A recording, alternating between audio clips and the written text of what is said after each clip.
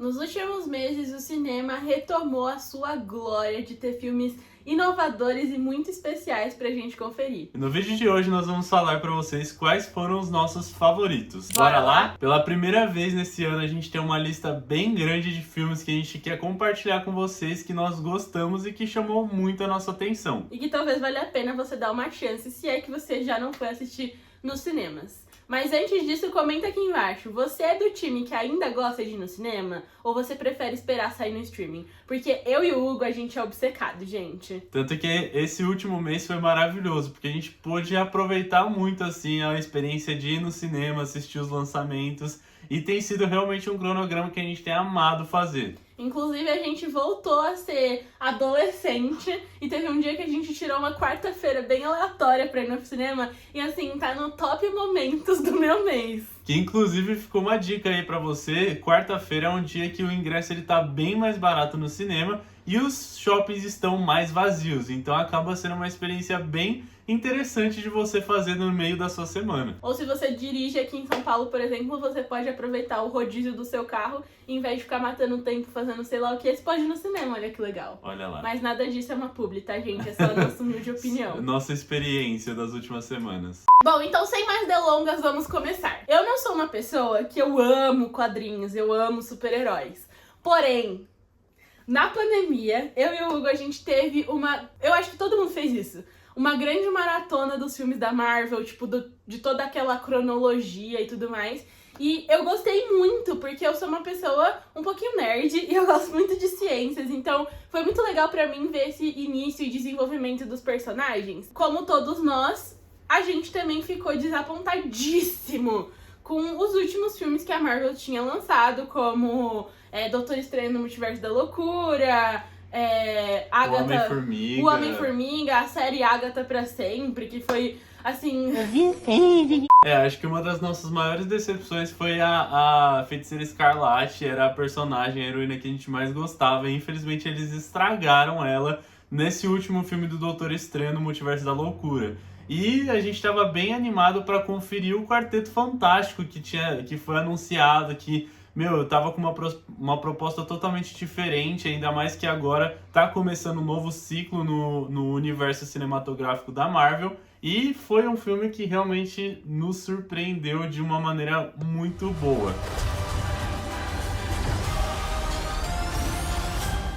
Eu acho que só pelo trailer a gente já conseguiu ter uma expectativa boa, que já foi um grande diferencial dos últimos filmes lançados pelo estúdio, porque o filme tinha uma narrativa própria, sabe? Ele não tentava se apoiar em nada que já tenha feito sucesso. Eu gostei particularmente muito da estética do filme, dessa pegada meio futurista retrô, né? Eu acho que foi uma estética que funcionou demais e eu amei como a dinâmica do filme funciona sozinha. Você não precisa de muita coisa. O filme, na verdade, nem tem muita ação, nem tem muita cena explorada de ação, mas é um filme incrível, gente. Vale muito a pena. E uma curiosidade é que esse filme ele tem uma estética muito parecida com o que a gente viu em WandaVision, e isso é porque o diretor desse filme foi o mesmo diretor da série. Mas acho que o que mais me chamou a atenção foi a maneira como eles introduziram o Quarteto Fantástico, porque a verdade é que a gente já estava meio saturado do Quarteto Fantástico, porque a gente já teve 2 outros filmes. Eu nem assisti o de 2015. Eu nem assisti o de 2015, esse daí a gente prefere excluir da história. Mas realmente é um grupo de heróis que ele foi muito saturado, mas é um grupo de heróis que é muito importante para os quadrinhos. E é muito interessante também, né? Porque foge um pouco da dinâmica de todas as outras histórias que a gente conhece. Ainda mais de Vingadores, porque eles, na verdade, eles eram cientistas, sabe? Eles eram astronautas, então, tipo...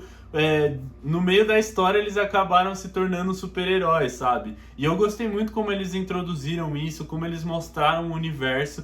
E eu acredito que eles conseguiram construir uma história, como a Mila falou, uma história que se fecha ali naquele filme, mas que ainda tem a possibilidade de coisas futuras, que eles já linkaram aí com os próximos filmes, que vai ser o Vingadores Doomsday. E eu achei muito interessante como o filme ele aborda algumas questões bem importantes, como, por exemplo, sacrifícios, né? como a questão de até onde vale a pena você se doar para a comunidade que você vive. E isso são pontos muito relevantes, porque se a gente tira do contexto de heróis, isso é um pouco do que a gente tá vivendo hoje em dia com a internet, com altas exposições, com criadores que expõem a vida inteira, e o quanto a gente também tem que ter o nosso filtro interno de, ok, eu acompanho essa pessoa, mas ela é uma pessoa que eu não conheço, então eu preciso, né, dar um step back e entender o meu lugar também ali. Então eu acho que é um filme que, apesar de ele ser uma ficção, claramente, conversa muito com o que a gente tá vivendo hoje em dia, e é muito legal de ver. Eu também gostei muito da narrativa do filme, de como é um tom leve, sabe? Tipo, ok, o mundo tá acabando, mas é um tom muito leve, sabe? Um tom esperançoso. Sim. E eu acho que faltava isso pro cinema, sabe? E na mesma pegada de super-heróis e na mesma estética de volta à origem, a gente também teve um lançamento bem legal nos últimos meses, que foi Superman. Que foi uma surpresa extremamente agradável. Eu não sou tão fã assim do Superman, nunca gostei tanto assim do personagem, mas realmente esse filme ele me surpreendeu de uma maneira muito positiva. Eu acredito que surpreendeu as outras pessoas também, porque o James Gunn, que foi o diretor desse filme, que também dirigiu a franquia de Guardiões da Galáxia, ele conseguiu realmente trazer o Superman e mostrar um lado que fazia muito tempo que a gente não via, que era esse lado mais humano do Superman. Porque os últimos que a gente teve, o Homem de Aço e outras sequências, a gente teve também o Liga da Justiça, eu acredito que eles focaram muito no lado alienígena do Superman. O grande ponto de interesse é essa divergência entre o Clark Kent e o Superman. E a gente não chegou a ver tanto a parte do Clark Kent, mas a parte do Superman nos últimos filmes. E eu gostei muito que nesse último filme do Superman, eles trouxeram muito essa questão da humanidade dele. Que ele veio de outro planeta e tudo mais, mas ele cresceu ali.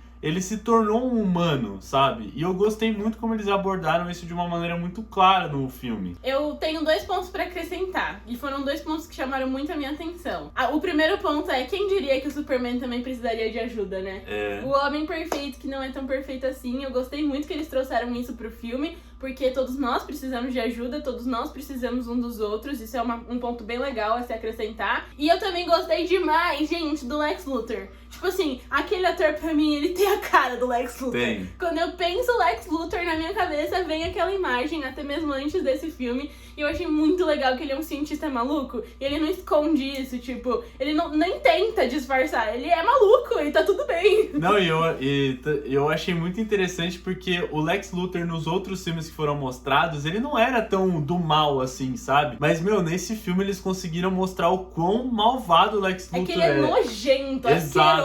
Tipo, o cara é tão asqueroso, spoiler alert, ele é tão asqueroso que o cara clonou o Superman só pela própria ambição dele, não, sabe? E tipo, ele odiava o Superman sem motivo nenhum. Ele só olhou pro cara, botou um target nas costas dele e falou: eu vou te odiar até o fim da minha vida. Seria muito bom se você morresse. Rapaz, tá certo isso? Foi um filme que a gente gostou muito de assistir, foi uma surpresa muito especial também desses últimos meses. E ainda nessa pegada de um futurístico retrô, a gente também gostou muito de um dos filmes originais da Apple, que inclusive tem arrasado, tá? A gente tem gostado muito das produções da Apple nos últimos tempos, mas esse filme surpreendeu muito justamente por contar uma história que, assim, tinha ficado morta no passado, e que é muito importante recontar essa história pra nova geração, porque afinal esse foi um pequeno passo para o homem, mas um grande passo para a humanidade. E nós estamos falando do filme Como Vender a Lua, que foi um filme muito interessante porque eles pegaram todo mundo conhece a história de como que os Estados Unidos eles foram pra Lua, como que foi essa corrida entre os Estados Unidos e a União Soviética. Mas o que eu achei mais interessante é que eles pegaram esse filme, eles inseriram ali uma trama que pode ter sido verdade, pode não ter sido verdade, a gente nunca vai saber. We don't care! Mas, cara, foi um ponto muito interessante, que a verdade é que durante toda essa corrida entre os Estados Unidos e a União Soviética, teve um momento em que a União Soviética estava muito na frente dos Estados Unidos nessa corrida de ir para o espaço, de chegar na Lua e tudo mais. E os Estados Unidos estavam maluco, tipo, cara, a gente não pode perder para a União Soviética, a gente não pode mostrar que tipo, o comunismo ele é melhor do que o capitalismo e tudo mais. Só que eles não tinham mais dinheiro pra levar os astronautas, as pessoas pra Lua. Na verdade, não é que eles não tinham mais dinheiro, é porque nesse meio processo de, chegar no espaço, se perderam muitas vidas e isso acaba sendo um marketing negativo pro governo do país também. Então, o dinheiro que estava financiando a NASA e todas essas expedições começou a secar porque não estava sendo bom pros próprios governantes. E eu gostei muito que o filme aborda disso. Exato. E aí, trazendo esse trama, eles introduziram uma mulher que ela é muito boa em relações públicas e o objetivo dela é financiar, sabe? Trazer investidores para eles conseguirem concluir o projeto da Apollo 11. E, cara, é muito legal o processo de como que ela consegue transformar realmente todo esse processo de ir pra Lua em um negócio, de cinema, assim, sabe? Gente, eu acho que a Scarlett Johansson, que é a atriz principal desse filme, ela tem uma beleza muito clássica, sabe? E é muito legal quando eles colocam ela nesses contextos de filmes retrôs que retratam um passado, assim, porque é muito crível, sabe? Que ela viveu nessa época. Ela tem um charme, sabe? Que vai além da aparência dela. E esse filme, ele é muito bem resolvido, inclusive pra quem quer estudar marketing, pra quem gosta de comunicação, porque você aprende muitas técnicas ali de comunicação mesmo, de linguagem, de acessibilidade das pessoas. E eu também achei que esse filme tem um figurino impecável, assim, toda a imagem, a direção de imagem do filme é muito bonita e é muito crível pra quem tá assistindo que, ok, a gente está nos Estados Unidos na década de 70, na verdade no final dos anos 60 ali. E é bem legal porque a gente também vê o desenvolvimento da Flórida, que hoje, em 2025, a gente sabe que é um estado muito desenvolvido, inclusive é o polo ali do turismo nos Estados Unidos, mas naquela época era crickets. Era praia, sabe?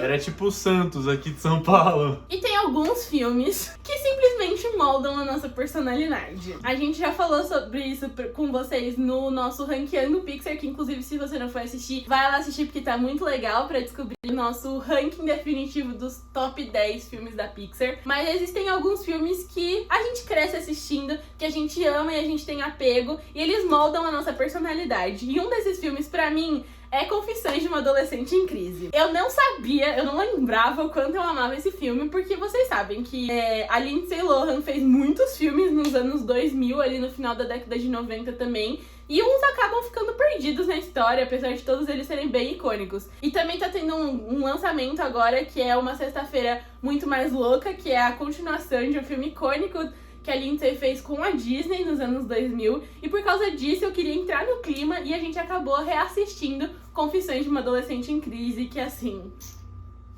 E que foi uma experiência um tanto quanto engraçada pra mim, porque era um dos filmes que eu odiava quando criança, quando passava na Disney. Cara, eu odiava quando passava esses filmes, pra mim só tava atrapalhando a programação que eu queria assistir das séries. Mas foi uma experiência interessante conhecer esse lado da minha esposa. Gente, esse filme é icônico, sério. Pra quem gosta de musical, assim, se você não sabe um pouquinho da sinopse do filme, a Lindsay interpreta uma adolescente em crise que está se mudando de Nova York, da capital ali, pra um subúrbio, porque a mãe dela vai se casar de novo. Ela entra em crise.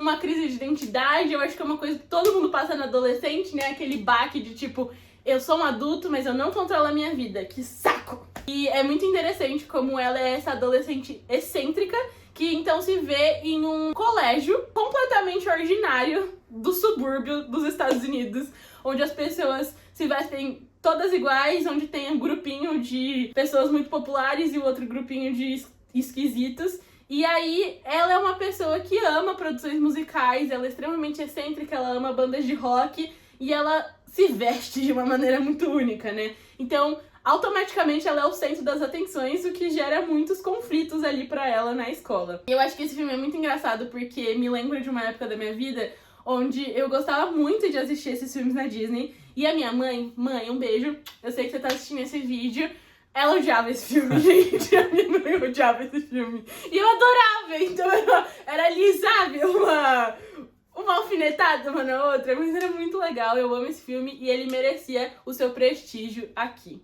E como a gente comentou com vocês já em vídeos passados do Favoritos do Mês, nós comentamos como as comédias românticas têm estado numa crise de roteiro, de, cara, fazer a mesma coisa sempre. Mas dessa vez nós temos 2 filmes que chamaram a nossa atenção nesse universo de comédias românticas. A primeira delas é um filme que entrou direto na Netflix, que é com a Sofia Carson, que chama Um Ano em Oxford. E, gente, assim, ele é um filme que ele é triste, mas você assiste como se fosse um filme feliz.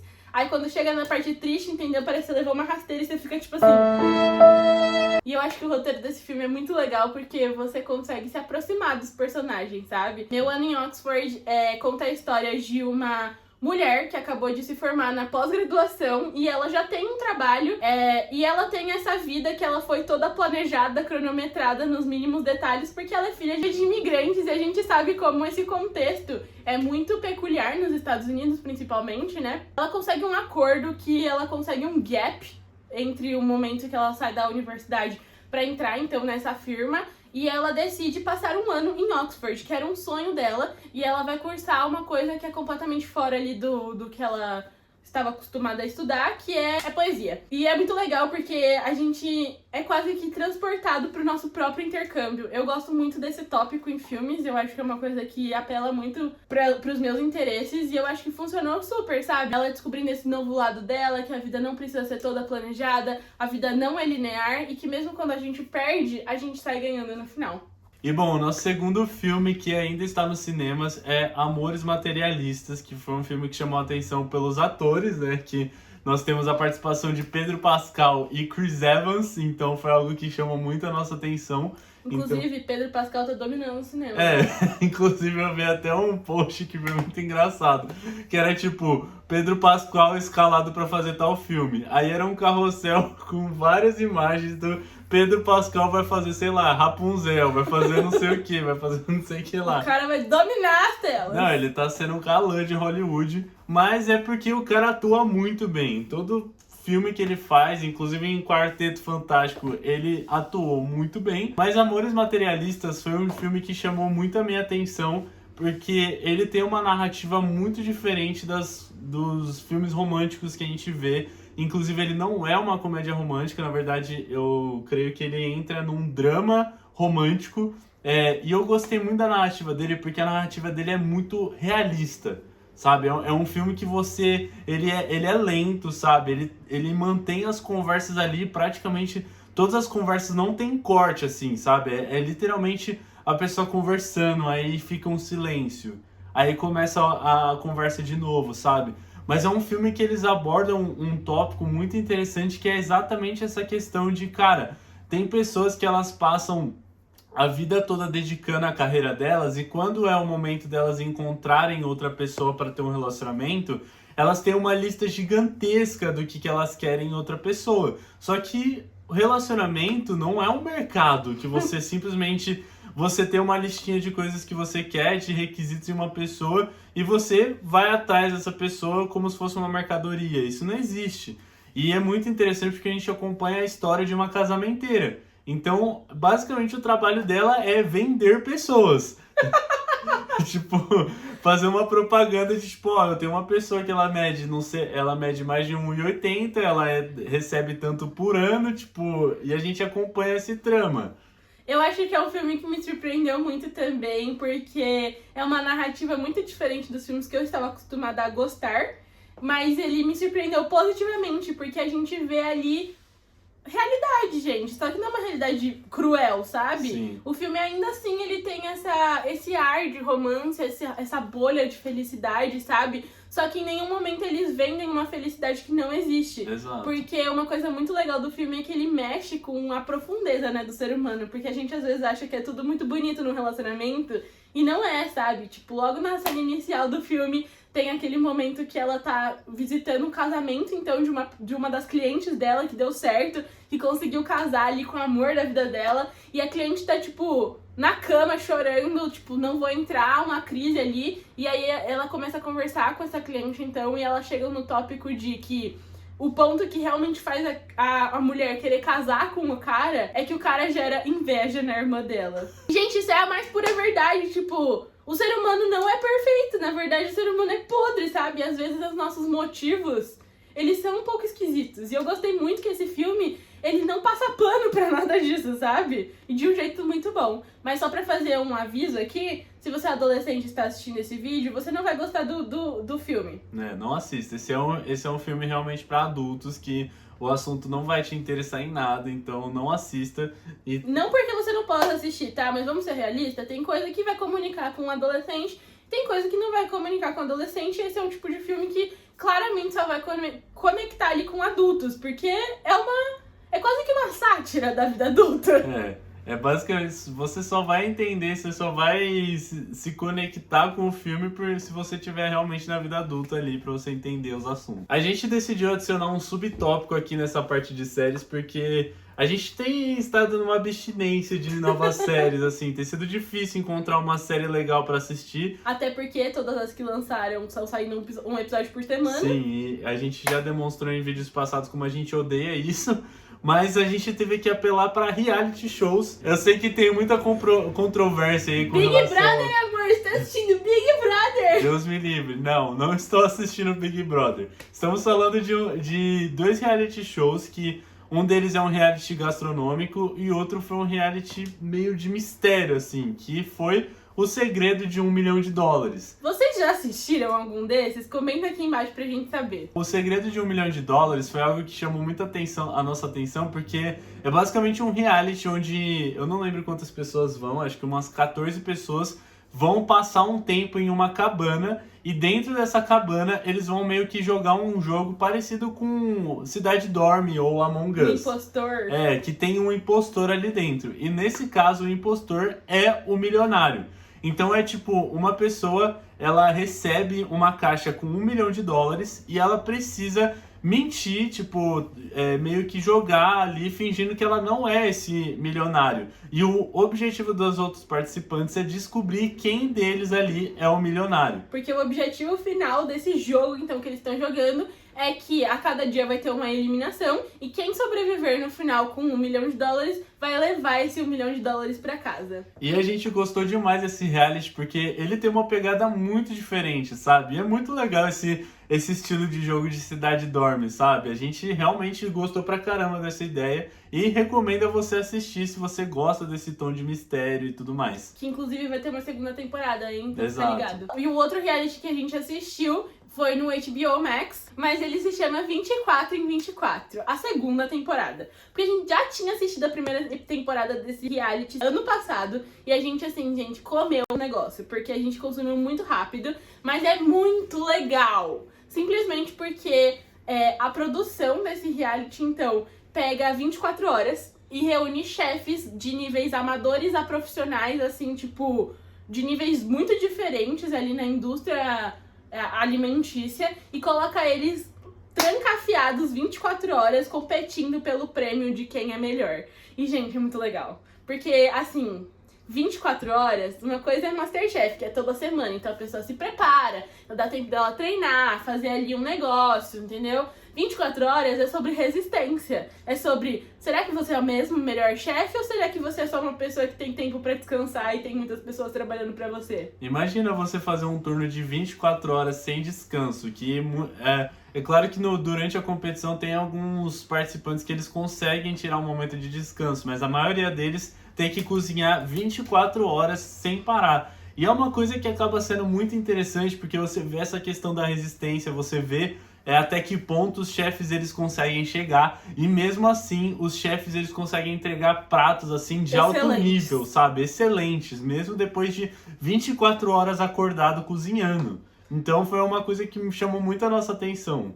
E uma coisa que me chamou muita atenção, porque a gente gosta de assistir Masterchef Estados Unidos, mas o Masterchef ele é uma competição para cozinheiros amadores, então a maior parte das pessoas ali não tem experiência com, sei lá, gastronomia, não chegou a fazer uma faculdade ou coisa do tipo, mas esse 24/24 ele é uma competição entre chefes profissionais. Então todo mundo que tá ali já trabalha há anos. Tipo, tem chefe lá que tem 7 restaurantes, tem chefe que já trabalhou com o melhor chefe do século, sabe? Tipo, umas coisas assim, sabe? Então você vê gente que já tem técnica, já manja de muita coisa.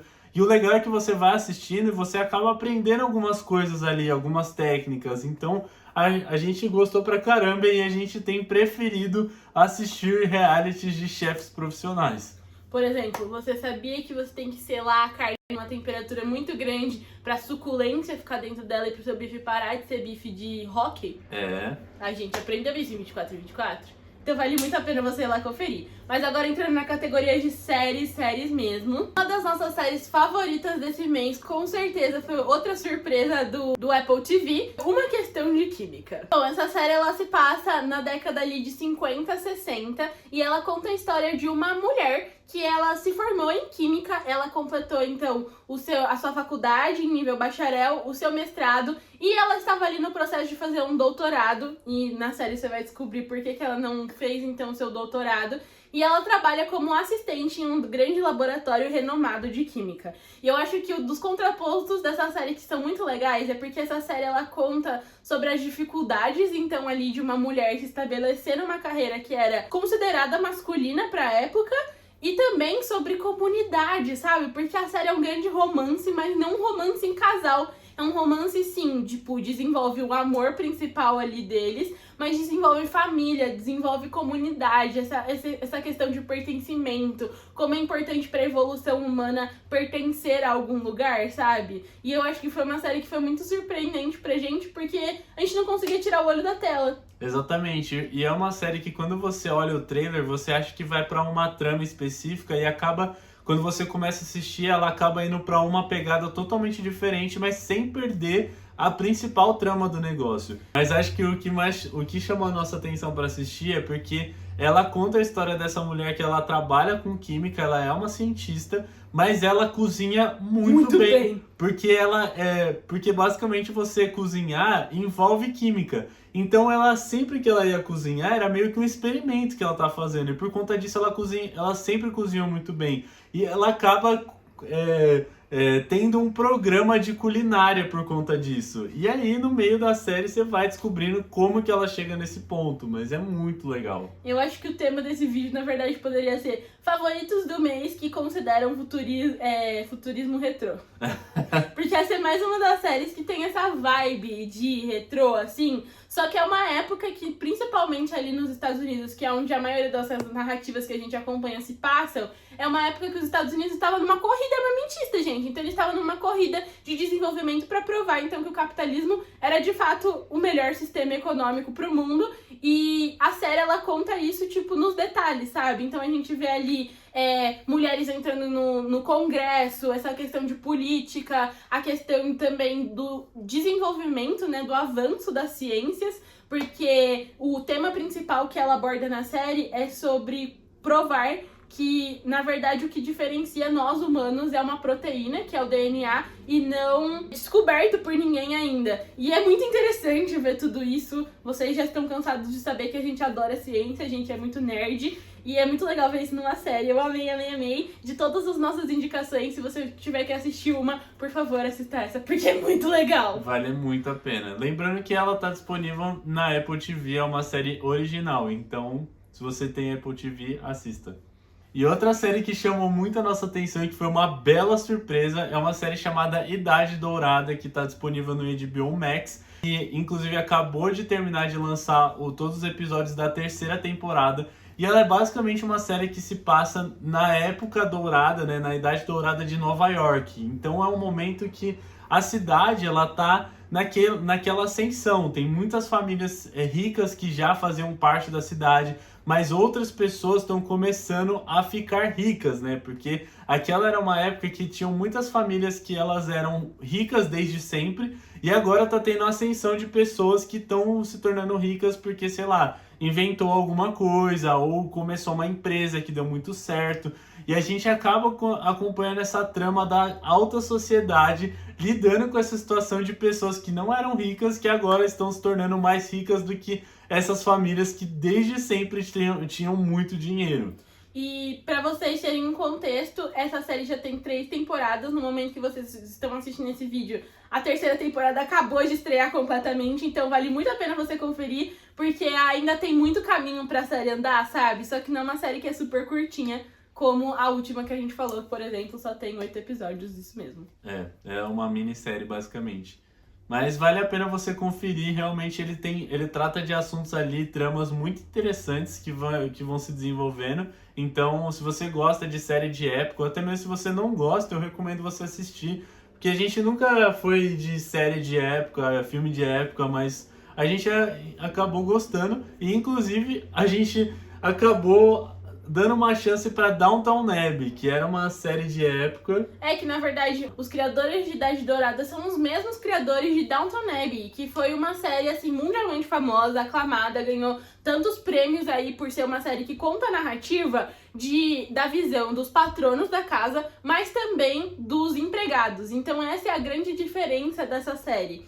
E a Idade Dourada, ele tem essa mesma pegada, é muito interessante, inclusive, ver a parte de cima da casa, que é a parte que as pessoas moram, que tem dinheiro, e a parte de baixo da casa, dos empregados fazendo as coisas acontecerem. A gente também vê muito essas questões de ascensão, como o Hugo falou, de desenvolvimento, né? E como nos Estados Unidos, então, essa promessa do sonho americano, ela é muito palpável, ela é muito real. E a gente também vê essa diferença de cultura, então, das famílias tradicionais inglesas para as famílias que são americanas. Elas têm a cultura americana, né? E é muito legal porque a gente vê várias picuinhas, mas, gente, não é dramático, sabe? Não é tipo como Grey's Anatomy, que fica ali, ó.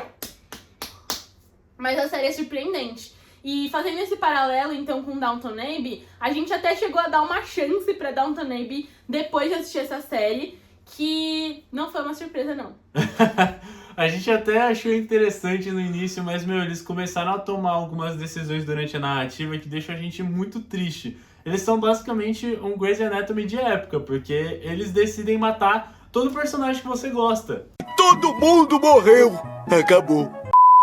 Mesmo que você não tenha gostado de Downton Abbey, você pode dar uma chance pra Idade Dourada, porque é uma série que traz muito esse refresh, sabe, da narrativa. Exato. Porque eu acho que, na minha opinião, o que não deu certo pra Downton Abbey é que a narrativa é muito lenta. Então, até você começar a gostar dos personagens, demora muito tempo. Os gaps entre um episódio e outro são muitos anos que se passam, assim, meses, assim. Até porque Downton Abbey trata ali a perspectiva um pouco antes da Primeira Guerra Mundial até a Segunda Guerra Mundial. Então, tipo, tem muitos gaps que, tipo, você acaba de assistir um episódio, tá acontecendo um monte de coisa, no episódio seguinte não tá acontecendo mais nada, porque já passou, tipo, 3 anos. Exatamente. E aí é muito confuso pra gente assistir esse tipo de série, porque é uma série que você tem que estar ali, é quase que uma novela, que você tem que estar engajado, anotando o nome dos personagens pra você se lembrar. Mas a Idade Dourada não é assim. Na verdade, a gente segue uma cronologia até que bem curta, né, pra época, porque a gente tá falando ali 1890. Do início dos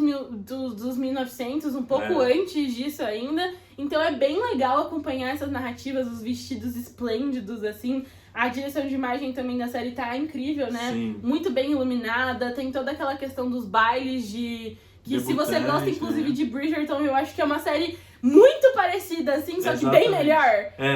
Foi um ótimo ponto que você trouxe, amor. Se você assistiu Bridgerton e você gosta, assista a Idade Dourada, porque é muito legal. Eu acho que acaba sendo até mais legal do que Bridgerton, porque ele não foca tanto em romance, sabe? E eu acho que às vezes Bridgerton acaba indo muito pro lado sexual também. E Idade Dourada não tem isso, sabe? É uma coisa muito mais, tipo, a relação dos personagens, tipo, tanto de negócio quanto de sociedade, sabe? Acaba sendo muito legal. Bom, gente, esses foram os nossos favoritos de filmes e séries. Dessa vez a gente decidiu não falar sobre música, jogos e livros, porque a gente teve muito conteúdo aí pra vocês conferirem. Então, tem muita indicação aí pra você assistir de série, de filme legal. E se você tem alguma indicação também, por favor, comenta aqui embaixo pra gente poder conferir também. E se você gostou desse vídeo, por favor, deixa o seu like pra esse vídeo chegar pra outras pessoas. E se você quer acompanhar os nossos conteúdos super legais que a gente tem trazido aqui no canal,